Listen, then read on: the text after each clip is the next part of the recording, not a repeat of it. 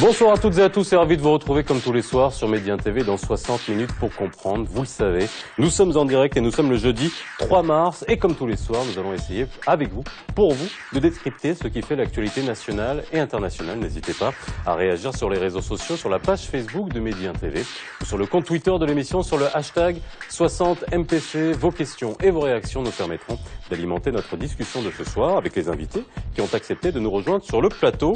Mehdi El Afai, vous êtes président de la commission e-commerce de l'APEBI, Fédération marocaine des technologies d'information, des télécommunications et de l'offshoring. Et vous êtes gérant du cabinet e-business consulting solutions. Merci d'être avec nous ce soir. Samira Gouroum, vous êtes directrice générale de Maroc Télécommerce, opérateur de paiement multicanal. Vous êtes filiale du CMI, le Centre monétique interbancaire. Bastien Moreau, vous êtes co-directeur du site de vente en ligne Jumia Maroc. Et enfin, Rachid Dahbi, vous êtes directeur général d'Averti Market Research Intelligence. Vous venez notamment de publier avant-hier un rapport sur les tendances d'utilisation d'Internet pour l'année 2015. Merci d'avoir répondu à notre invitation. 2,5 millions, c'est le nombre d'opérations de paiement en ligne enregistrées en 2015 par le CMI, le Centre monétique interbancaire, pour une valeur de 1,33 milliard de dirhams de transactions. Depuis quelques années, nous, Marocains, avons découvert les joies du paiement en ligne avec la possibilité de régler nos factures d'eau, d'électricité, de téléphone, d'acheter des billets d'avion, de profiter de promotions ou encore de payer ses impôts sans bouger de sa chaise, notamment cette année avec l'expérience du paiement de la vignette automobile. Pourtant, la croissance du secteur reste timide. Pourquoi? La confiance est-elle de mise chez le consommateur? Nos transactions sur Internet sont-elles suffisamment sécurisées? L'offre des sites marchands est-elle suffisante? Les mentalités ont-elles suffisamment évolué? E-commerce, encore beaucoup à faire, c'est le titre de l'émission de ce soir. Un nouveau tournant dans l'économie marocaine. Le commerce électronique ne cesse de s'imposer. Et pour renforcer la confiance des utilisateurs des sites marchands, le label ITIC de la CGEM pour le commerce électronique a été mis en place. Un autre objectif, promouvoir le développement du commerce au Maroc. Le label ITIC est aussi un gage de conformité de l'entreprise à la réglementation en vigueur. Il s'applique aux sites commerciaux identifiés ainsi qu'aux sites commerciaux associés ou liés, quel que soit leur localisation géographique au Maroc. Pour ce qui est des critères de labellisation des sites marchands, il s'agit entre autres de la transparence, du respect du droit du consommateur, de la sécurité de la transaction et de l'amélioration continue. Les efforts se multiplient donc pour développer un secteur en pleine effervescence. Les commerçants et e-marchands affiliés au Centre monétique interbancaire ont enregistré 2,5 millions d'opérations de paiement, des paiements effectués par carte bancaire marocaine et étrangère en 2015. Une performance de 22,5% en termes de nombre et de 12,4% en montant par rapport à 2014.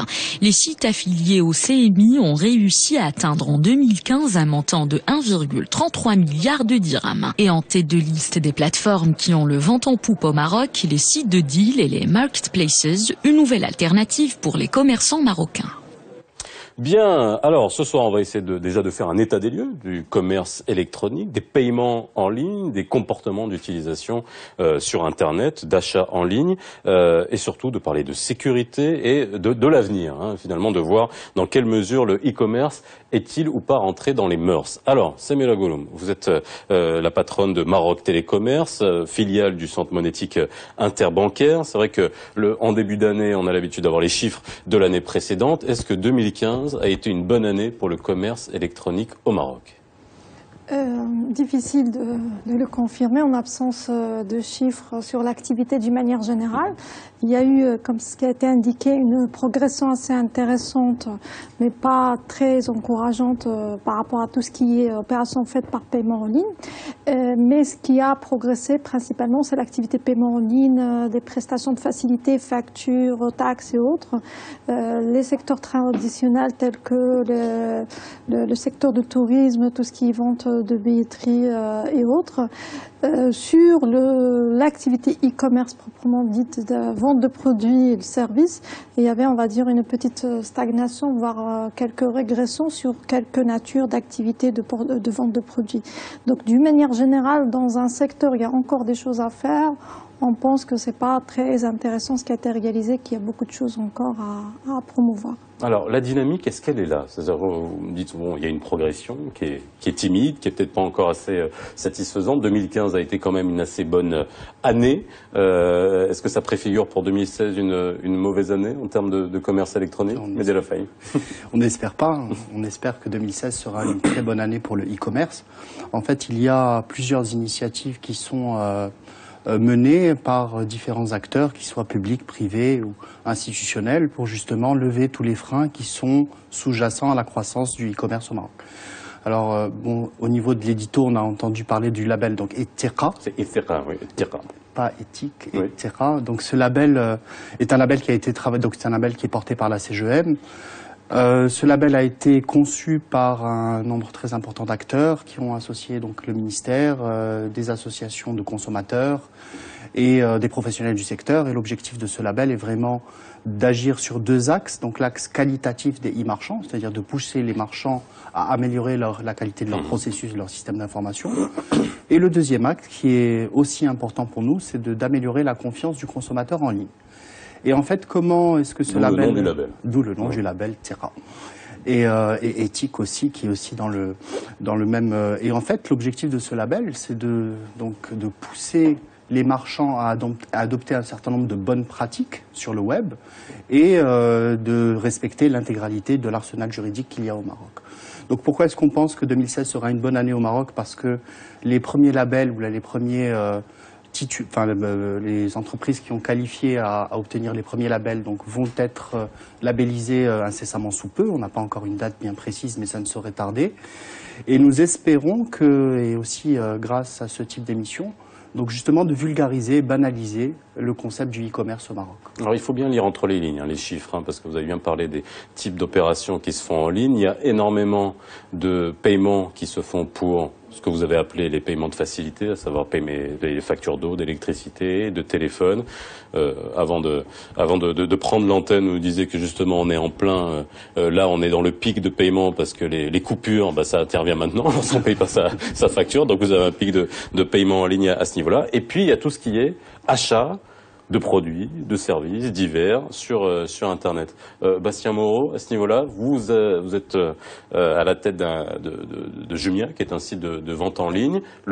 Ça, c'est aujourd'hui votre site. Il a eu une dynamique de croissance qui est intéressante. Il a su s'insérer sur le marché, sachant qu'on parlera de beaucoup de sites qui ont disparu aussi. Oui, exactement. Nous, on a eu la chance d'avoir une année 2015 extrêmement faste, qui a très très bien marché. On a eu une croissance, on a multiplié par 3,5 le chiffre d'affaires. Donc nous, on voit qu'il y a une vraie appétence des Marocains pour le e-commerce. Surtout, on voit que les comportements sont en train de s'intensifier. On a organisé entre autres un événement qui s'est appelé le Black Friday, où on a fait un énorme buzz et on a réussi à attirer un nombre jamais vu de Marocains sur notre site. On a eu 300 000 visiteurs en une journée. On a eu 30 000 commandes en une journée, donc vraiment des résultats bien au-delà de nos espérances qui nous montrent qu'il y a une vraie intensification de la demande, du plaisir et de la volonté des Marocains d'acheter en ligne. Maintenant, ce qui est vrai, c'est que les habitudes d'achat au Maroc en ligne ne sont pas les mêmes que ce qu'on peut voir aux États-Unis en Europe. Il y a une énorme partie des clients, surtout des nouveaux clients, qui payent en cash à la livraison. Aujourd'hui, 98% des clients qui achètent sur Jumia payent encore en cash à la livraison, par facilité. Donc là, ça vous plaît pas, ça, parce que ça, on paye pas en ligne à ce moment-là. C'est-à-dire qu'en gros, c'est de la vente par correspondance. C'est-à-dire que le concept aujourd'hui, ce qui fonctionne bien, c'est la vente par correspondance. C'est-à-dire qu'on voit son produit sur Internet, on le commande, on est livré, on paye à la livraison, cash à la livraison. Exactement. C'est quelque chose qui permet de créer la confiance. Aujourd'hui, il y a une vraie défiance. Historiquement, il y a une vraie défiance des Marocains vis-à-vis de l'achat en ligne, qui est aujourd'hui plus justifiée parce qu'il y a des systèmes de paiement qui sont fiables, qui sont sécurisés, qui sont assurés. Mais surtout, ce qu'on voit dans les comportements des premiers achats, c'est très souvent cash à la livraison. Une fois que le client a fait sa première commande, a vu qu'il était livré, que le produit était de qualité, que s'il y a un problème, il pouvait le retourner, là, on voit que petit à petit, il y a une conversion sur le deuxième, le troisième, le cinquième achat sur un autre moyen de paiement qui est le paiement en carte de crédit à l'achat. Mais c'est jamais sur le premier achat, ça demande quand même d'avoir eu l'expérience, d'avoir déjà acheté et de voir que, en fait, ça marche. Alors, on reviendra bien sûr sur la sécurité, parce que c'est vrai que la grande question, c'est la sécurisation des transactions sur Internet, hein, la peur de la fraude, la peur de se faire hacker son numéro de compte bancaire. Vous avez parlé de comportement, finalement. Est-ce qu'on connaît le comportement des utilisateurs marocains? Et c'est là où, Rachid Dabi, vous avez lancé une étude sur le comportement. Oui. Alors, plus largement, j'ai jeté un coup d'œil aux résultats de l'étude avec ce qu'on appelle des tris à plat, hein, c'est-à-dire qu'on a des questions avec des réponses toutes simples sur les habitudes d'utilisation d'Internet, sur quel type de support on utilise Internet, combien de temps on reste sur Internet. Et il y a tout un volet qui est dédié à l'achat et au paiement en ligne. Alors, exactement. Qu'est-ce qui ressort finalement en termes de grosses tendances? Donc avant de répondre à votre question, je me permets de réagir par rapport à ce qui a été déjà dit. En fait, moi, je considère le marché comme un tunnel de conversion. Aujourd'hui, on est sur un taux de pénétration de un peu plus de 60%. Et c'est dans la majorité... 60% quoi? D'Internet. L'utilisation d'Internet. Dans la majorité, c'est des gens qui ont une utilisation assez légère d'Internet, donc qui regardent principalement de la vidéo, sites d'information, les réseaux sociaux. Ensuite, on a une catégorie qui familiarise aussi avec l'achat et la vente sur Internet, mais plutôt sur des plateformes de sites de petites annonces. On a une deuxième catégorie de gens qui ont déjà acheté sur des sites e-commerce, mais qui ont payé en offline. Et on a une toute petite partie de gens qui achètent sur Internet et qui paient sur Internet. Alors maintenant, pour avoir plus de conversion, l'initiative de l'APB est très intéressante à travers le label Itira, dans ce sens, pour donner plus de confiance aux gens. Maintenant, est-ce que c'est quelque chose qui va avoir un impact très important de façon à bouleverser les habitudes chez les consommateurs? Honnêtement, j'en doute un peu pour deux raisons. La première, c'est que d'ailleurs sur la base des résultats de notre étude, la première raison pourquoi les gens achètent sur Internet, c'est le prix. Donc on est sur un marché qui est drivé par le prix. C'est le virtuel qui est rattrapé par les considérations de base dans le commerce classique. Et donc aujourd'hui, un utilisateur devant un site avec le label Itira et en face de lui un autre site sans label mais moins cher à 5-10%, je suis presque sûr qu'il va opter pour ça. Deuxième raison, c'est que ce label, enfin, je m'entends parler pratiquement depuis 3 ans, 4 ans maintenant. Oh, ça fait longtemps. Juste pour sa mise en place, je me demande, une fois qu'il est mis en place, est-ce que la partie opération sera vraiment efficace du moment que ça a pris autant de temps pour que ça soit adopté par les différents sites. Et encore, je pense que la majorité l'ont pas encore mis en place. Donc, enfin, je suis pas très confiant par rapport à son adoption. Bon, on reviendra sur cela. Il y a un critère très important pour qu'il réussisse, c'est la fiabilité. Donc, il faut vraiment qu'il y ait toute la partie opérationnelle derrière, en termes de contrôle, de vérification, la partie légale, soit efficace pour les gens, fassent confiance. Et deuxième chose, la communication. Donc, un label que les gens connaissent pas, ça sert à rien finalement. Donc, il faut encore sur ça. Alors, on reviendra sur le label et sur son utilité, sur sa genèse finalement. Est-ce que ça va vraiment avoir des impacts? Parce qu'il y a beaucoup de labels qui sortent notamment de la part de la CGEM, que ce soit dans l'immobilier, que ce soit pour d'autres métiers qui permettent de sécuriser la chose. Mais il y a un élément aussi qui existe en termes de labels sous-jacents, c'est par exemple les plateformes de paiement qui adoubent entre guillemets des sites. C'est-à-dire quand je vais sur un site, quand un Marocain va sur un site internet, quelle est la meilleure manière pour être sûr que c'est un site qui est conforme, en qui il peut avoir confiance?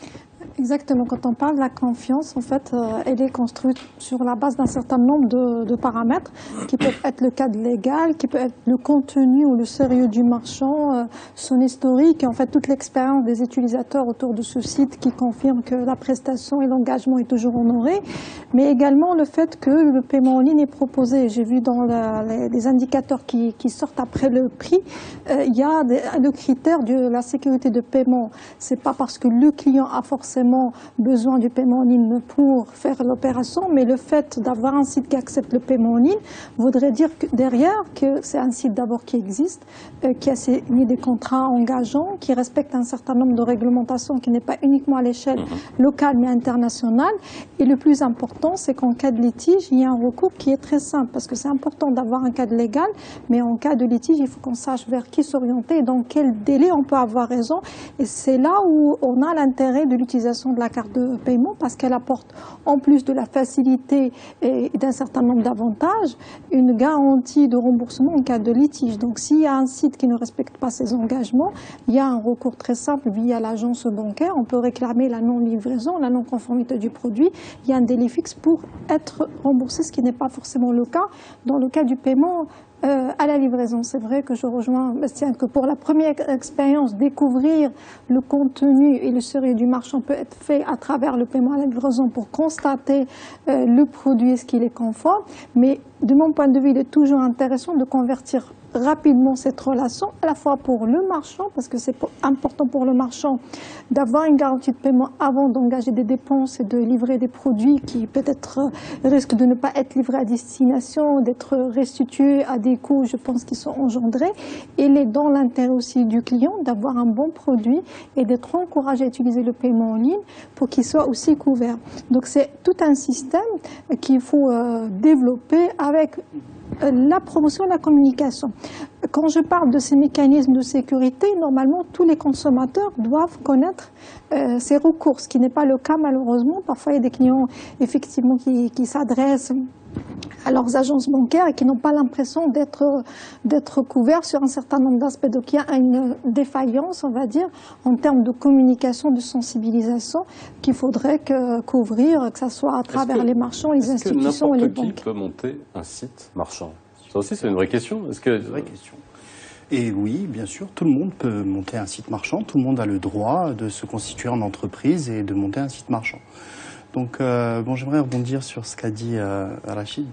Donc, c'est pas une initiative de l'APEBI, c'est une initiative de la CGM et du ministère du Commerce et de l'Industrie. Vous parlez du label ITERA. l'APEBI est partenaire. L'APEBI est partenaire. C'est une initiative nationale.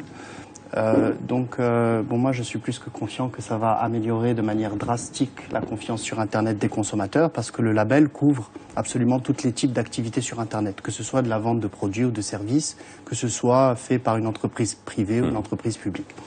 Donc ensuite, le label couvre l'intégralité des activités du marchand, c'est-à-dire qu'il soit par carte ou par espèce ou par paiement à livraison ou type de n'importe quelle source de paiement. Et donc en fait, d'où cette réflexion vient? Elle vient du fait que lorsque aujourd'hui on pose la question aux Marocains pourquoi est-ce qu'ils ne consomment pas suffisamment sur Internet, ils disent parce qu'on n'a pas confiance. Et donc cette confiance, comment on fait pour la bâtir? Donc il y a un certain nombre de mécanismes. Moi, j'adhère à 100% à ce que dit Samira. Elle dit que clairement, il y a une procédure contraignante de Maroc Télécommerce. Quand je dis contraignante dans le bon sens, de dire que l'entreprise existe, etc. Et qu'elle doit qualifier un certain nombre de critères. On va juste préciser que Maroc Télécommerce fait partie des 4 plateformes de paiement qui existent. Il n'y a pas seulement Maroc Télécommerce. Mais alors, le label ITERA, lui, a une couverture globale de la transaction et pas que de la transaction de paiement. La transaction de paiement est une des parties de la composante de la transaction e-commerce. Et donc, elle prend en charge l'ensemble des aspects donc de protection de données personnelles, de protection de consommateurs, de réalisation de la commande et de la manière dont dont les marchands, par exemple, sont obligés par le label à recourir à une voie amiable en cas de litige, etc. Il y a un ensemble de mécanismes qui sont là pour justement garantir que les droits du consommateur ne sont pas bafoués. Alors justement, il y a une mesure qui existe dans la loi de protection du consommateur, c'est le droit de rétractation, qui est d'une semaine à partir du moment, mais qui est aussi couvert par tout ce qui concernait la vente par correspondance. C'est pas nécessairement, c'est en gros votre cœur de métier. Vous l'appliquez ce droit de rétractation, vous par exemple dans votre site, ce qui n'est pas le cas de beaucoup d'autres sites. Bien sûr, bien sûr. On est obligé, c'est la loi, et en plus. Nous, les gens l'utilisent, je veux juste savoir. Est-ce que les gens sont au courant? Est-ce que les gens l'utilisent? On a 2% de taux de retour. Donc sur tous les produits qui sont livrés, 2% sont retournés, soit parce que le client a changé d'avis, soit parce qu'il veut l'échanger contre un autre produit. On vend aussi beaucoup de mode et du coup, avec la mode, il y a des produits qui sont pas forcément de la bonne taille ou ça correspond pas forcément aux attentes. On encourage ça. Pourquoi? Parce que aujourd'hui, quand on veut créer le marché du e-commerce, on n'est pas là pour créer du chiffre d'affaires, un peu de chiffre d'affaires sur un an et ensuite s'en aller. On est vraiment là pour créer un marché. Et pour créer un marché, il faut créer une confiance. Et donc, je préfère très largement un client qui a acheté, qui s'est fait livrer et qui retourne son produit, donc qui sera satisfait et qui pourra revenir, qu'un client qui achète un produit, qui n'en est pas satisfait et qui ne reviendra pas. Donc je pense que c'est ça qui est très important, c'est un marché qui est neuf, mais dans lequel un certain nombre d'acteurs s'inscrivent dans une perspective long terme. Et dans une perspective long terme, acquérir un client, ça coûte très cher en termes de marketing. Et c'est pas en une commande que le client rembourse son coût d'acquisition. Donc, pour être rentable, pour pouvoir faire en sorte que ces entreprises soient pérennes, elles doivent faire en sorte qu'une fois qu'un client a acheté une fois, il soit transformé en client récurrent, qui reviennent une fois, deux fois, plusieurs fois, qui parlent en bien de l'entreprise, parce que c'est ça la clé pour développer ce marché qui a un potentiel gigantesque, mais à condition que les acteurs soient sérieux dans leur développement. Aujourd'hui, la confiance est en train de se construire, mais ça se détruit vite, la confiance. Ça met très longtemps à se construire, mais ça se détruit très vite, et on le voit. Des clients qui peuvent avoir acheté 3-4 fois, qui ne sont pas contents avec une de leurs expériences, peuvent tout de suite devenir des détracteurs. Et donc nous, on fait très attention à ça, que ce soit sur cette loi ce délai de rétractation, mais aussi beaucoup plus au long de la chaîne. On fait en sorte que les clients qui ne sont pas satisfaits, qu'on puisse corriger cette expérience et qu'on puisse faire en sorte que toute personne qui a affaire à nous puisse se dire, en fait, le e-commerce, c'est bien, ça marche.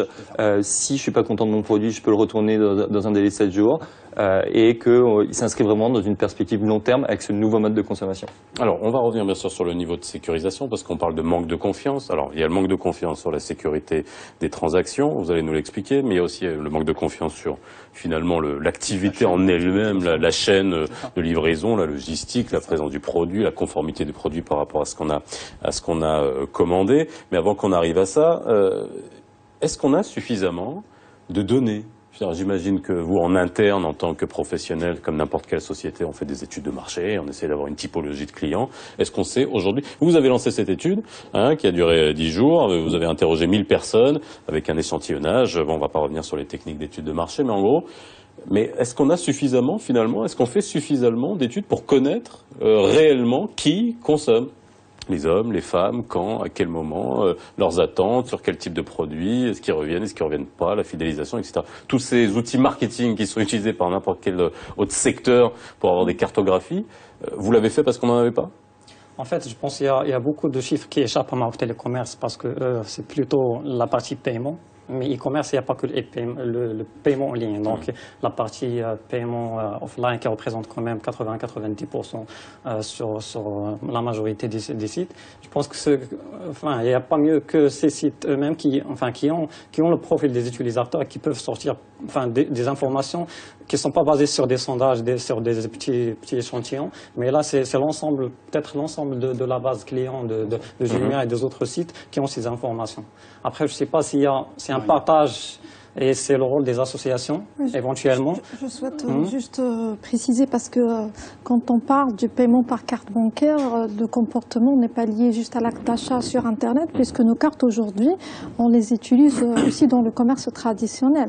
Et le paiement en ligne aujourd'hui, en termes d'activité, ne constitue que 8% de l'ensemble des opérations de paiement. Donc derrière, à chaque fois, ce qui est bien, et on l'a dit plusieurs fois, sur l'ensemble des opérations de paiement faites avec carte. Voilà. Ça va avec les TPE dans les GAB. commerces. Donc cela veut dire qu'à chaque fois il y a des transactions, il y a derrière des cartes des clients que les organismes qui gèrent ces opérations sont capables d'analyser, de traiter. Je pense que ça soit du commerce à distance ou du commerce, in fine, les comportements des gens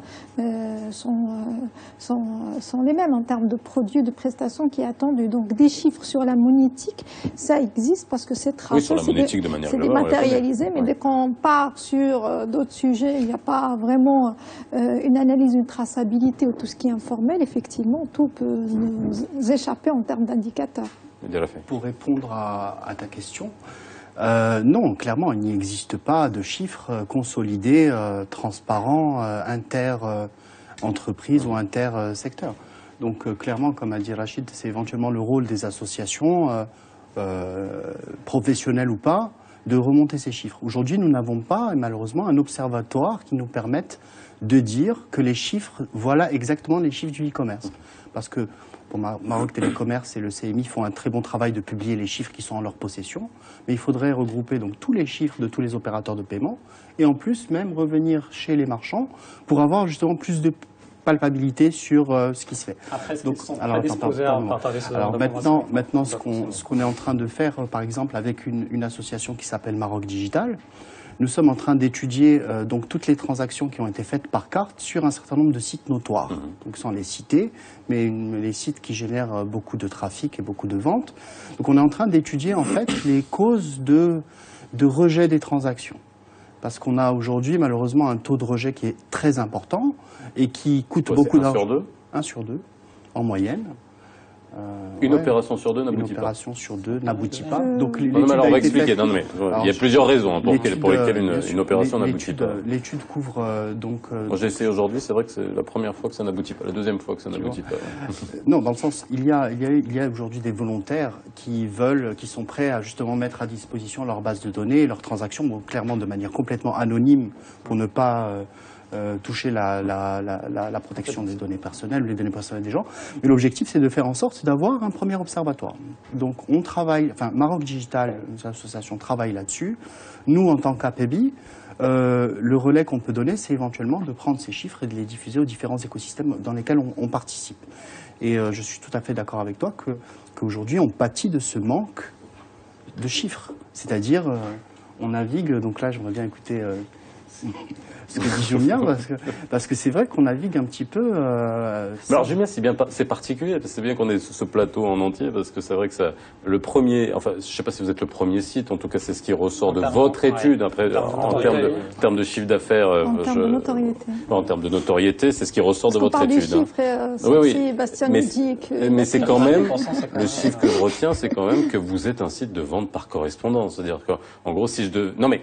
Je suis en train de faire le parallèle avec avant qu'il y ait Internet, il y avait on pouvait avoir des gros catalogues et commander par téléphone, c'est-à-dire que ça a migré vers Internet. C'est ça le futur du e-commerce, ou est-ce que vous projetez dans les années à venir en vous disant que la part de paiement en ligne, effective en ligne sur le site va augmenter, ou votre business model c'est vraiment de rester sur de la vente? Avec le temps, la part de paiement en ligne va augmenter.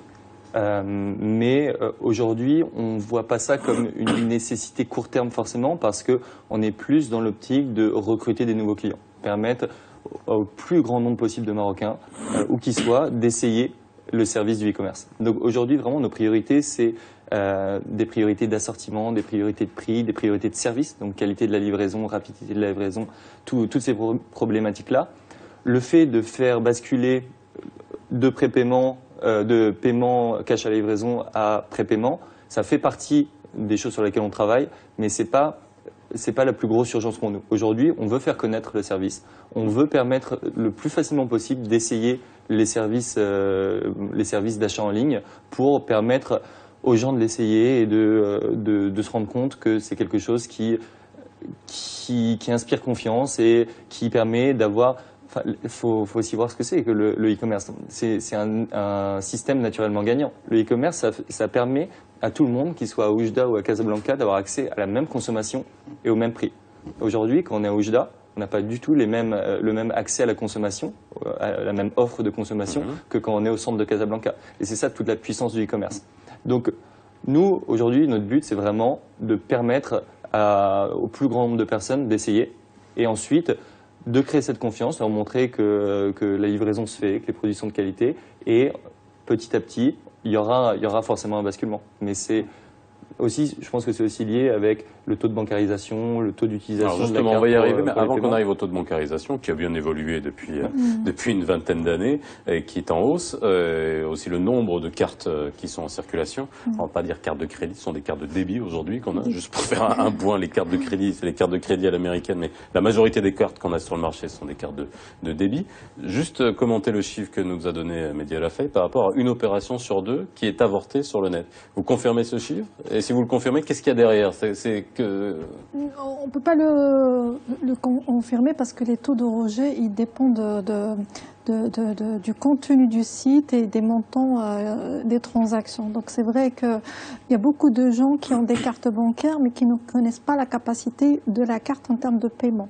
On a l'impression que si on a 1 million de dirhams, bon je pense qu'on n'en a pas beaucoup des gens qui ont 1 million de dirhams, quand on a cette capacité de payer en ligne à hauteur de ce qu'on a. Sauf que les cartes bancaires aujourd'hui... Payer en ligne 1 million de dirhams, on va acheter une maison. On a déjà traité des montants assez importants. Quand on a une carte bancaire, il y a des banques aujourd'hui qui donnent des cartes sans plafond et on peut acheter ce qu'on veut. Mais la majorité des cartes sont liées à des plafonds journaliers, hebdomadaires, et parfois c'est un plafond qui porte sur plusieurs types de transactions. Acheter en commerce ou Internet, c'est le même plafond qui est consommé, et le client ne sait pas ça. Donc on ne peut pas acheter un billet à 4000 dirhams quand on a une carte avec un plafond de 2000 dirhams. Donc le taux de rejet, forcément, il est plus grand quand les montants des transactions importants, il est moins sur des sites où les paniers moyens sont de 200 dirhams. Après, on ajoute une nouvelle composante qui a été instaurée. Alors, la nouvelle composante, on fait une pause et puis on revient bien sûr sur le niveau de sécurisation, parce que les professionnels se plaignent du niveau élevé de sécurisation, mais d'un autre côté, est-ce que le consommateur se rend compte que la sécurité est au rendez-vous? On en parle juste après la pause.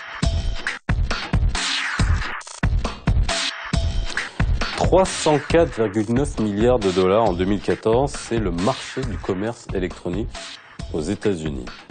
Ça c'est intéressant. Et si on regarde la Chine, c'est 13,4 trillions de yuan. Bon, un yuan, c'est 15 centimes de dollars. Bon, moi, j'essaie de... Il y a déjà 1 milliard de cartes émises en Chine, donc on peut imaginer ce que ça peut donner. On compare le comparable, et bien sûr, mais il y a un chiffre qui est intéressant, c'est que la prévision du chiffre d'affaires e-commerce pour l'Afrique, en 2025, c'est 75 milliards de dollars. Pour l'Afrique en entier. Bon, après, ça, je vous ferai commenter ces chiffres-là. On était resté sur le niveau de sécurisation. Ça joue aussi pour beaucoup, parce qu'aux États-Unis, le niveau de sécurité, bizarrement, est plus faible que chez nous. Vous allez nous expliquer comment. On regarde un sujet de Manal Ardali. Acheter ou ne pas acheter en ligne, la question tourmente un grand nombre d'internautes marocains. La protection des données personnelles freine encore leur confiance dans le e-paiement. Plus de 48% des internautes ne font que rarement confiance aux sites marocains. C'est en tout cas l'une des conclusions de l'étude réalisée récemment par l'Institut d'enquête et de sondage d'opinion Averti, en partenariat avec le spécialiste marocain de l'hébergement web Genius Communication. L'enquête a mobilisé 1000 répondants âgés de 16 ans et plus, répartis sur 40 villes marocaines. Globalement, 60% des interrogés confirment avoir confiance dans le paiement sur Internet, mais ils sont à peine 18% à franchir le pas, surtout pour régler les factures. Pour ce qui est des produits et services, plus de 45% des répondants n'ont jamais fait d'achat en ligne, alors que 13% effectuent au moins un achat par an. Pour rappel, la loi numéro 0908 relative à la protection des personnes physiques à l'égard du traitement des données à caractère personnel vise à instaurer la confiance numérique et cybersécurité. Un point essentiel pour faire de l'économie numérique un véritable vecteur de développement.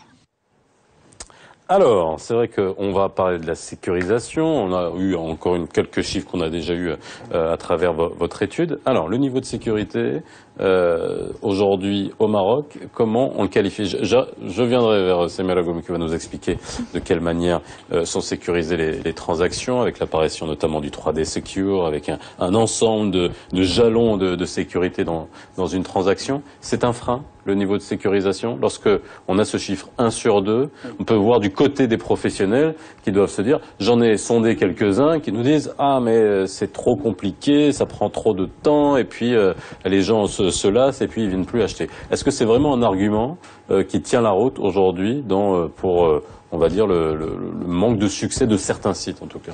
Alors, clairement oui. Aujourd'hui, donc le taux d'une transaction sur deux, c'est pas un chiffre qui vient de Mehdi Rafaï, c'est un chiffre qui vient des professionnels sur des transactions réelles, où la problématique du plafond est une problématique qui constitue une partie très epsilon des taux de rejet. Donc la plus grande partie des rejets, ou la concentration du rejet des transactions sur Internet, aujourd'hui, elle est justement au niveau de la 3D Secure. Donc aujourd'hui, le niveau de sécurisé 3D Secure est plus contraignant pour les marchands et pour les acheteurs qu'il est là pour renforcer le dispositif sécuritaire, et je m'explique, où on s'est rendu compte que la majorité de la perte dans les transactions, c'est très souvent la non-réception du SMS, ou alors des sites, donc comme il y a plusieurs systèmes qui sont interfacés les uns avec les autres, c'est très souvent un des systèmes qui tombe ou l'interface qui se passe pas très bien.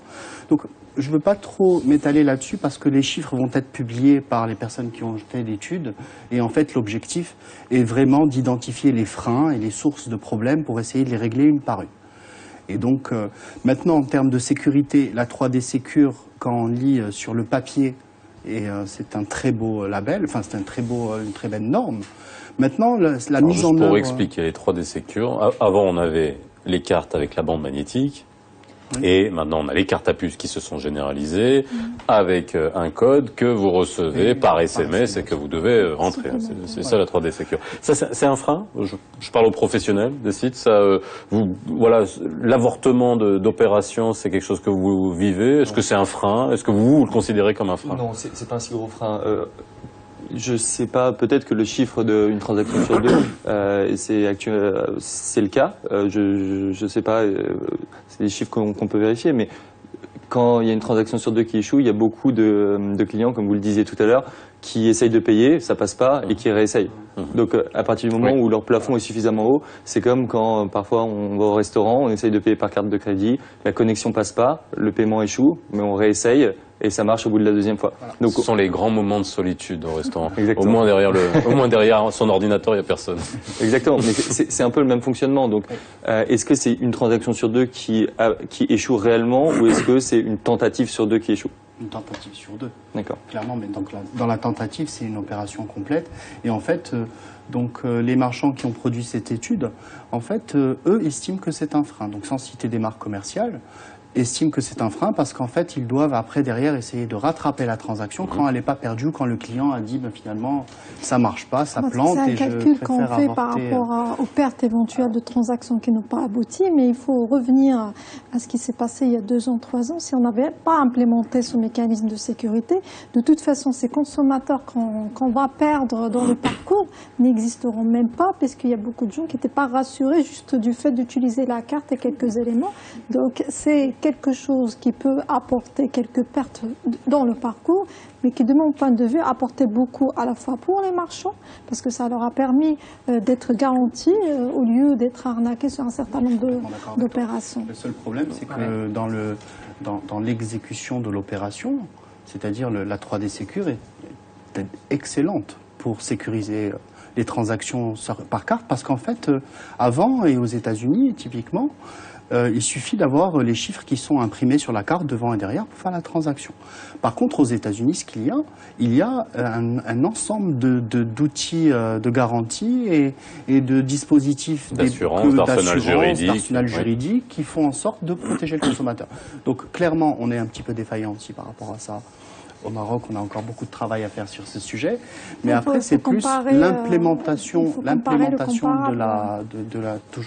de la 3D Secure qui fait qu'aujourd'hui, c'est pas le concept qui est pas bon, le concept est excellent, mais la mise en œuvre n'est pas très bonne. En fait, on a posé la question aux gens qui n'ont jamais acheté sur Internet, quelles étaient les raisons.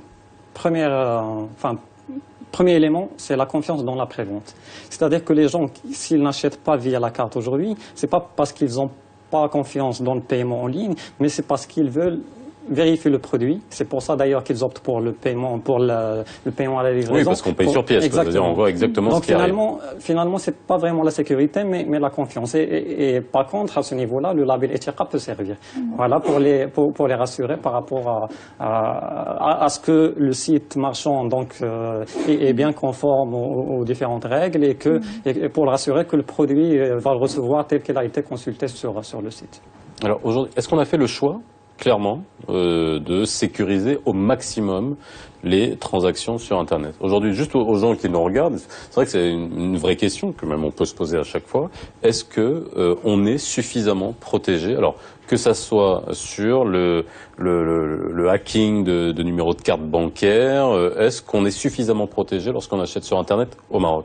Bien sûr, aujourd'hui, on est suffisamment sécurisé.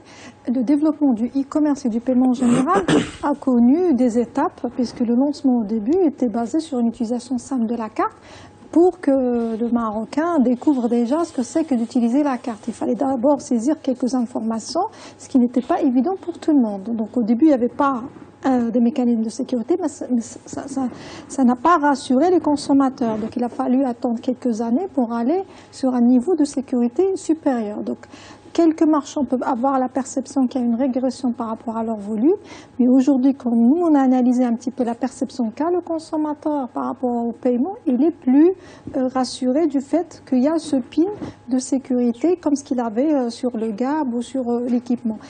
le concept lui-même, il est basé sur certaines composantes qui font que on ne peut plus aujourd'hui au Maroc, sauf, on va dire, dans la sécurité, il n'y a pas une sécurité à 100%, on ne peut pas utiliser une carte ou une partie de la carte pour passer des transactions à l'insu d'un autre utilisateur. Donc pour moi, ce système, il est verrouillé. Certes, tel qu'il est pratiqué aujourd'hui, et ça s'est passé aussi en Europe, le 3D Secure a été instauré en Europe en 2007-2008, c'est récent. Il y a une évolution en termes de techniques qui font qu'aujourd'hui, on n'est plus sur le 3D Secure, on est sur d'autres mécanismes et d'autres instruments tels que par exemple le mobile banking ou le e-banking. On peut faire aujourd'hui des opérations avec une facilité encore plus importante et avec une sécurité extrême. Même en termes de paiement, il y a les nouvelles techniques telles que ce qu'on appelle la tokenisation qui fait que je ne suis pas obligée à chaque fois de saisir mes coordonnées bancaires. Je peux demain acheter sur le site marchand, renseigner sur une plateforme sécurisée mes coordonnées et ne saisir par la suite ça me fait peur. que le SMS. Mais là, voilà. c'est un apprentissage. À chaque fois on dit, voulez-vous qu'on se souvienne de vous? Alors en gros, voilà. Ça serait difficile et douloureux au début, vous le faites une seule fois, vous allez le refaire. C'est comme la première expérience, vous allez utiliser la carte. Aujourd'hui, vos données bancaires sont dans les systèmes bancaires dans tous les cas, et c'est pas pour autant qu'il y a eu des incidents au Maroc. Donc il y a une sécurité ou un apprentissage qui se fait progressivement. Il faut juste qu'il y ait un contenu parce que je ne pense pas qu'aujourd'hui la problématique du développement du e-commerce est une problématique de développement d'instruments de paiement. Il y a assez de cartes, il y a assez de techniques de sécurité, il y en aura d'autres, il y a de nouveaux mécanismes et facilité. Maintenant, est-ce qu'on a le contenu qu'il faut? Il y a quelques sites aujourd'hui qui se distinguent et c'est malheureux que dans un pays comme le Maroc où le commerce est très développé, qu'on cite à chaque fois 5 ou 6 références. Moi, je pense qu'on devait avoir des centaines. On a à peu près combien de sites? En France, on va passer la barre des 200 000, des 200 000 sites marchands. Ici, on est à combien? Il faut d'abord... 600. Un peu plus de 600. S'ils sont actifs, qui utilisent le paiement en ligne, maintenant il faut pouvoir les recenser et c'est vraiment des sites qui sont pas très souvent actifs. Donc il y a une vraie problématique de contenu. Moi j'écoutais Bastien tout à l'heure, je comprends qu'il y a un sérieux, un professionnalisme de la part d'une société, mais c'est pas forcément le cas des autres. C'est pas par manque de volonté, mais aussi par manque de moyens et de formation. Il y a beaucoup de gens qui mettent en ligne des sites et qui ne sont pas dans la capacité de dépenser et d'investir pour recruter des clients. Donc il y a un accompagnement qui est très défaillant aujourd'hui pour les entreprises qui souhaitent investir. Alors ce que vous êtes en train de me dire, si je vais poser la question à Bastien Moreau, c'était en gros une entreprise, enfin un site internet, c'est finalement une entreprise avec comme vitrine le site. C'est-à-dire que derrière il faut une logistique, il faut une surface financière, il faut une vraie gestion, il faut des dépôts, j'imagine que vous en avez. Je veux dire, voilà, c'est de l'investissement. Est-ce qu'il y a beaucoup de jeunes entrepreneurs qui croient qu'on peut aller sur un site, voilà, on va juste créer un site dans sa chambre parce qu'aujourd'hui on peut le faire quasiment tout seul, mais c'est pas ça. Non, justement c'est pas ça, mais on a l'impression que c'est un business très simple. On a l'impression que c'est un site, tout le monde peut créer un site et tout le monde peut essayer d'attirer un peu de trafic. Donc il y a vraiment une image populaire très simplificatrice du métier de e-commerce. En réalité, quand on regarde un peu à l'intérieur, c'est très lourd, vous le disiez, il y a la création du site, mais il y a aussi la création du contenu, il y a le marketing, donc c'est pas parce que c'est du marketing sur Facebook... Aujourd'hui, ça coûte moins cher qu'avant de faire un site. Ouais. Faire un site, oui. mais l'entretenir, amener du trafic, c'est-à-dire qu'il faut investir sur des canaux marketing qui sont coûteux aussi. La logistique, c'est aussi très très complexe au Maroc comme dans beaucoup d'autres pays. Donc en effet, on a une logistique en propre avec des entrepôts, du stock. C'est des business très coûteux. Pour vous dire, aujourd'hui, on vient d'annoncer une levée de fonds pour notre groupe de 300 millions d'euros. C'est coûteux. Donc très facilement, on a l'impression... Pas seulement pour le Maroc. Non. Pour l'Afrique. Oui, voilà. Pour l'Afrique. On est présent sur Jumia, on est présent sur 11 pays en Afrique. Donc, mais c'est très coûteux, c'est très capital intensive et ça met longtemps. C'est des entreprises qui prennent du temps pour être profitables. On regarde le temps qu'Amazon a mis pour être profitable. Ils ont eu besoin de beaucoup de financement et d'investissement. Et d'investissement en logistique, d'investissement sur le site, d'investissement en marketing. Donc on a l'impression que c'est très simple et c'est pour ça qu'on voit une multiplication des sites parce que c'est facile de lancer un site. En revanche, le faire fonctionner, y attirer des clients, créer une vraie expérience client et faire ce qui se passe après que le client ait cliqué sur acheter, qui est prendre le produit, le préparer, l'envoyer, le livrer au client final, tout ça, c'est très lourd, c'est très coûteux. Et c'est un rien de virtuel. On parle d'investissement international. Malheureusement, aujourd'hui, on ne voit pas d'initiative d'investissement ou de soutien qui vient en fait d'entreprises au Maroc qui soutiennent l'activité des marchands marocains. On ne voit que des expériences qui viennent de l'international avec un soutien international. Moi, en fait, je croise souvent beaucoup de porteurs de projets e-commerce. Enfin, ce que je remarque souvent, c'est qu'ils investissent sur l'e-commerce avec l'approche de l'ouverture d'un magasin offline. Donc, ils s'attendent qu'une fois le site, la plateforme est mise en ligne, ils vont commencer à avoir du trafic. Alors que c'est pas exactement la même chose. Donc, il faut investir sur le marketing pour driver du trafic. Et souvent, donc, il faut que le programme d'investissement soit pas égal au coût de la plateforme. Il faut vraiment prévoir beaucoup donc d'achat de trafic, de campagne marketing pour driver les visites sur le site et ensuite les convertir. Donc, peut-être mon conseil pour les petits porteurs de projets éventuellement, c'est s'ils ont une idée intéressante, ils peuvent éventuellement l'essayer sur une marketplace où ils ont déjà la plateforme, ils ont une certaine visibilité. Et si ça marche, à ce moment-là, ils peuvent lancer leur propre plateforme. Moi, j'aimerais rebondir sur l'aspect sécuritaire que tu as évoqué tout à l'heure. Vous avez évoqué tout à l'heure. Donc, clairement, sur la transaction de paiement par carte, les sécurités sont là. C'est-à-dire que, comme l'opération est complètement tracée, il est facile de pouvoir avoir un recours en cas d'un problème, s'il arrive un problème. Mais par contre, sur le reste, c'est-à-dire, est-ce que le site sur lequel vous allez rentrer vos données personnelles, est-ce qu'il va respecter votre confidentialité? Est-ce qu'il ne va pas juste prendre cette base et la vendre à quelqu'un d'autre? Donc, c'est un aspect. Est-ce qu'il va respecter le droit de rétractation? Est-ce qu'il va respecter le code de la publicité sur le web? Est-ce qu'il va respecter un ensemble de guidelines? Et TIRA, c'est ça.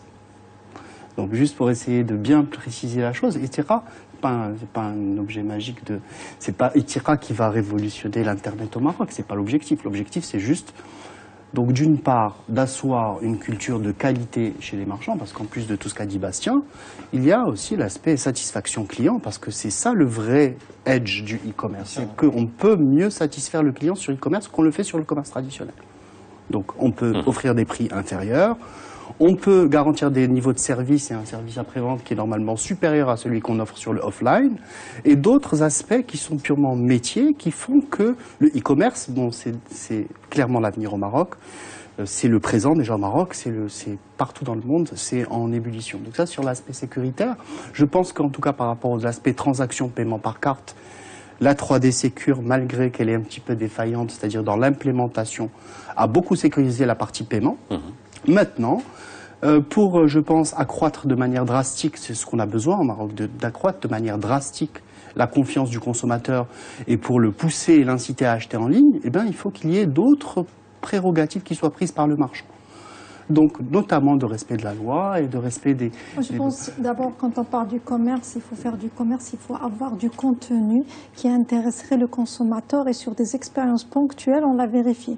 Quand il y a du contenu qui a un prix intéressant, les gens oublient la sécurité, oublient tous ces prérequis. Donc, est-ce qu'il n'y a pas assez d'offres aujourd'hui? Il n'y a pas assez d'offres sur les sites Internet? Ce marché, ce n'est pas un marché qui est industrialisé en termes de contenu. Le lancement de sites e-commerce qui se distingue et qui dure dans le temps est assez rare aujourd'hui et de plus en plus. Donc, ce n'est pas un marché qui est assez développé et la présence des sociétés qui existent aujourd'hui, qui ont une marque établie sur le marché, est assez rare sur le net. Donc, ce qui serait bien, c'est que ces entreprises déjà aient une présence sur le net. On ne voit que des pure players et rarement du commerce physique qui se transforme vers du commerce e-commerce. Et ce sont des commerçants qui existent parce que pour un consommateur qui a l'habitude de voir une marque déjà dans la rue, je pense qu'il la reconnaîtra quand il la verra sur Internet. Donc il y a eu des initiatives de sites d'électroménager et autres, mais peut-être ils n'ont pas la technique qu'a les pure players. C'est ça qui est très intéressant. Moi, on travaille beaucoup avec des grandes chaînes de distribution physique, offline. Et quand on va les voir, quand on discute avec eux, même s'ils sont vendeurs sur notre site, sur notre marketplace, ils ont tous un peu la tentation de se dire bah, ça a l'air facile, ça fait des très gros volumes et donc on va se lancer nous-mêmes.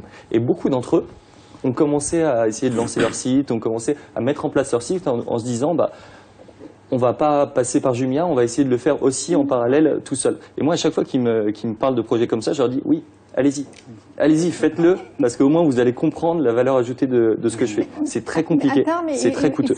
Il faut les deux. Il faut qu'on ait aussi notre hypermarché ou supermarché en ligne et qu'on puisse faire nos courses en ligne. Il faut qu'on retrouve ces marques et du contenu, parce qu'on ne peut pas acheter que du matériel informatique ou autre. Il faut qu'on puisse acheter tout et n'importe quoi, comme dans la vie réelle.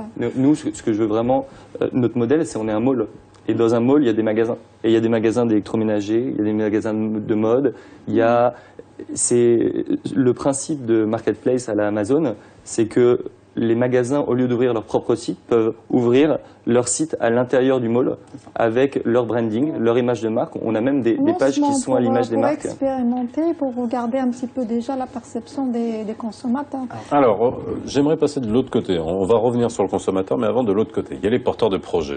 Est-ce qu'aujourd'hui, vous avez parlé d'incitation, est-ce qu'aujourd'hui, le porteur de projet, celui qui va lancer son site, est-ce qu'il est suffisamment protégé lui aussi par rapport aux consommateurs qui sont en face? Je m'explique, il reçoit un paiement, si il y a une opération qui n'aboutit pas, ou qu'il y a une fraude à la carte bancaire, qu'il y a une plainte, est-ce qu'il est suffisamment lui protégé pour se dire j'ai un business model qui est sécurisé à mon niveau, qui me dit que moi je vais pas livrer un produit et que après le montant qui m'est payé sur Internet n'est pas, parce que ça se fait pas automatiquement, c'est-à-dire ça passe par les plateformes de paiement. J'imagine qu'il y a une validation, si on rentre dans les tuyaux, si on rentre dans la matrice, si on peut appeler ça comme ça. Est-ce qu'il y a des défauts de paiement au niveau des opérateurs qui font que il y a des gens qui disent écoutez, moi je vais arrêter parce que c'est trop risqué. Justement, il y en avait avant d'instaurer le c'est-à-dire ça protège des deux côtés, hein, on est bien d'accord. Exactement, ça apporte beaucoup aux marchands, parce qu'il y a 2 ans, 3 ans, il y avait beaucoup de fraudes venant du marché local en utilisant des cartes internationales. Et après l'instauration de 3D Secure, je peux m'aventurer en disant qu'on a presque 0 fraude sur les cartes marocaines. Donc je peux lancer mon site et j'ai une garantie de paiement en temps réel. Quand je paie en ligne, le marchand a une garantie du CEMI et de la banque. C'est très important. Donc, il peut livrer son produit en toute sérénité. C'est très important. Donc, sur ce volet-là, je pense que pour les porteurs de projets, c'est quelque chose de très important. Peut-être même de commencer par le paiement en ligne avant de pouvoir s'engager dans des livraisons qui peuvent être défaillantes. Mais le porteur de projet a besoin d'être formé sur les bonnes techniques. Peut-être il a besoin de financement parce qu'il ne peut pas résister 3 ans, 4 ans en attendant un retour sur investissement. Et c'est là où il y a une défaillance. Dans d'autres pays, il y avait des pépinières ou des projets parce que le e-commerce était considéré pas comme une activité classique, mais comme du recherche et développement. Donc, il y a des mécanismes d'appui en termes de fiscalité pour soutenir ces petits projets 3 ans, 4 ans avant qu'ils puissent vraiment se développer. Aujourd'hui, tous ces projets-là fiscalement sont considérés comme n'importe quel autre type de société. Avec des risques plus importants et avec un marché qui n'est pas aujourd'hui mature, qui garantit le succès de cette aventure. Alors là, je vais juste revenir sur vous vouliez dire quelque chose? Un tout petit mot très rapide. Oui. Clairement, le e-marchand marocain est une entreprise comme les autres. C'est-à-dire une SARL, une SA ou autre, c'est-à-dire qui est assujetti exactement au même type de code de commerce que l'ensemble des entreprises. Donc ça, c'est important de le souligner. Donc aujourd'hui, il y a des fonds d'investissement au Maroc qui sont là pour soutenir l'innovation. Donc ils fonctionnent plus ou moins correctement, sans les citer. Alors aujourd'hui, on a approché des banques pour leur dire est-ce que les banques marocaines vont mettre en place des instruments pour accompagner l'innovation ou accompagner les e-marchands en règle générale. Et donc clairement, quand on parle à un start-upper, quelqu'un qui est juste dans un mode de définition de projet, eh bien les critères de risque des banques n'acceptent pas de financer ce type d'activité. Donc ça, c'est l'état des lieux au Maroc, parce que la banque a un système de risque qu'elle doit respecter, parce qu'il est dicté par Banque Maghrib. Et donc, alors, on a au Maroc de plus en plus de venture capitalistes, des gens qui viennent en capital risqueur, qui investissent sur des projets et des startups. Maintenant, quand pas assez, mais il y en a de plus en plus, et puis il y en a de plus en plus des gens qui viennent d'un peu partout dans le monde pour financer des startups marocaines. Maintenant, la banque, elle dit qu'une fois que les critères de risque de la banque sont remplis, rien n'empêche que la banque puisse financer une partie de l'activité. Mais pour ça, il faut donner les garanties et suivre la procédure de la banque par rapport à ça. Alors, Rachid David, est-ce que les sites marchands sont adaptés au mode de consommation et d'utilisation d'Internet?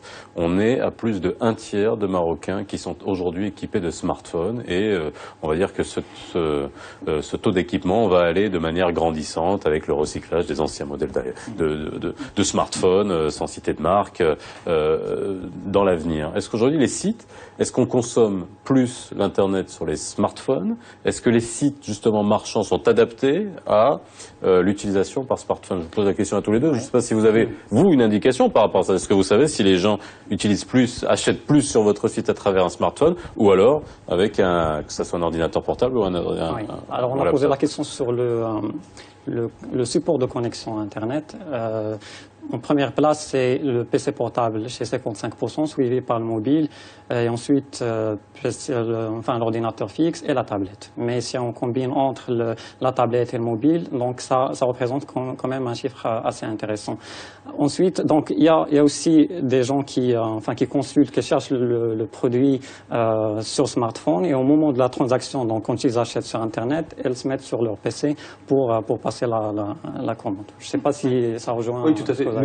Ça oriente les stratégies, ça change, c'est-à-dire même dans la manière de présenter les choses, la manière le contenu qu'on met. C'est tout l'objectif de l'étude, c'est de présenter notamment aux futurs porteurs de projets pour s'adapter au marché en fonction de ces chiffres qu'on présente. Et les habitudes sont vraiment différentes. Aujourd'hui, ce qu'on voit au Maroc, sur Jumia par exemple, 40% du trafic est mobile. 40% du trafic se fait sur smartphone et c'est en pleine explosion. Et on voit le nombre de smartphones qu'on vend, mais aussi qui se vendent tous les mois. C'est gigantesque. Donc il y a vraiment une explosion de la pénétration du smartphone, une explosion du trafic mobile. Et après, ce qui est intéressant, c'est que ça dépend vraiment de l'heure de la journée. Le trafic sur ordinateur, donc les visites sur ordinateur, se font pendant l'heure du bureau. Ah oui, c'est vrai. Pendant le bureau, il y a la pause déjeuner, donc les gens commencent à se connecter sur le smartphone, ils reviennent au travail. Je suis naïf, j'ai dit le soir. Et ensuite, le soir et le week-end, c'est sur mobile, c'est sur tablette. Mais vraiment, le smartphone, c'est un game changer, c'est un accélérateur, et il y a bien sûr une adaptation des entreprises à ça. Aujourd'hui, c'est impossible de créer un site commerçant, un site e-commerce, sans avoir une version desktop et une version mobile. Et même au-delà, il y a plusieurs sites internationaux qui ont fait le pari, qui ont fait le choix, parce que c'est pas vraiment un pari, de se dire qu'ils allaient complètement fermer leur version sur ordinateur pour se concentrer exclusivement sur le mobile.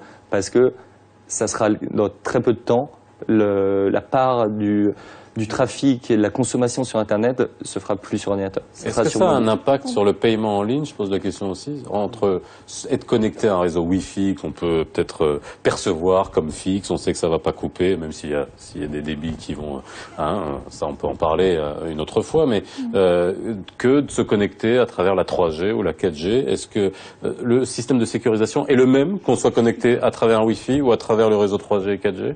C'est le même. C'est le même mécanisme. Même. Maintenant, en termes de contenu ou de prestation, c'est vrai que ça dépend aussi du type de la prestation. Et ça, on l'a remarqué, par exemple, chez les opérateurs télécoms, quand il s'agit de payer des factures et autres, la progression du taux d'utilisation mobile pour payer les factures est plus importante que l'ordinateur et il y a une accélération. Par contre, quand on regarde des transactions e-gov, par exemple, toutes les opérations qu'on a traitées, que ce soit avec la TGR, taxe d'habitation ou vignette, où il faut imprimer un document et on a envie de toucher ce document, on va le faire plus sur e-banking ou sur le site plutôt que sur le mobile, parce qu'en général sur le mobile, on n'a pas la possibilité d'imprimer le document. Ceci dit, le comportement de l'internaute, il a été même pris en considération par les banques, puisqu'on voit aujourd'hui que toutes les banques aujourd'hui se positionnent sur ce qu'on appelle mobile banking, puisqu'ils ont envie de développer une relation avec de nouveaux clients, des jeunes qui sont mobiles, donc les produits et les services bancaires vont de plus en plus être suggérés, proposés et les opérations vont être exécutées sur le mobile. Donc il y a une très forte croissance du e-banking sur mobile qui va être accélérée de plus en plus. Alors, je vous ai pas lu toutes les réactions qu'on avait sur les réseaux sociaux. J'en ai une de Mohamed qui nous dit le e-commerce restera limité en l'absence d'un arsenal juridique apte à défendre les transactions. Ça, on en a parlé, notamment de la loi de protection sur le consommateur. Et Khadija qui nous dit pourquoi la stratégie nationale e-Maroc lancée en 2005 jusqu'à présent n'a pas donné ses fruits. Ça, en gros, toute la stratégie on va pas aller dans ce débat-là, on n'a pas le temps, mais ça m'amène à parler aujourd'hui tout l'environnement. Aujourd'hui, vous parliez du paiement des impôts sur Internet. Là, en 2017, la télédéclaration va être généralisée à toutes les entreprises. C'est déjà le cas cette année. Les entreprises qui font un chiffre d'affaires de 10 millions de dirhams et les professions libérales 1 million de dirhams. Tout cet environnement, c'est bon pour vous? C'est-à-dire qu'en gros, que ça fasse prendre conscience aux Marocains, en tout cas une partie, on va dire, formelle des Marocains, si on peut l'appeler comme ça, par rapport à des services gouvernementaux, au paiement des impôts, ça va mettre un déclic en se disant, bah voilà, finalement, on est passé de l'autre côté. Ça change les habitudes et c'est petit à petit qu'on se familiarise avec ce nouveau média, ce nouveau mode de connexion. Mais bien sûr, tout aujourd'hui pousse vers une pénétration de plus en plus intense d'Internet. Avant, il y avait un vrai blocage qui était le fait que Internet, ça passait par un ordinateur. Ça passait par un fil qu'il fallait brancher à son ordinateur et une connexion et avec fixe. le bruit, je me rappelle plus ce bruit-là. On l'a plus ce bruit-là. Aujourd'hui, c'est devenu quasiment la préhistoire. On arrive au dernier minute de l'émission. Un chiffre, très rapidement avant qu'on coupe. L'opération Vignette, il y a eu combien de paiements en ligne de la Vignette? Je parle du paiement électronique en prenant en compte tous les canaux, le GAB. mobile banking, 10%. 10%. Et c'est un bon chiffre? C'est un très bon chiffre. C'est un bon chiffre. Voilà. Qui va évoluer forcément l'année prochaine. On espère. Merci à vous d'avoir été avec nous ce soir pour mieux comprendre le commerce électronique. Excellente soirée sur Média TV, la rediffusion à 22h40 si vous nous avez pris en route comme d'habitude et je vous dis à demain.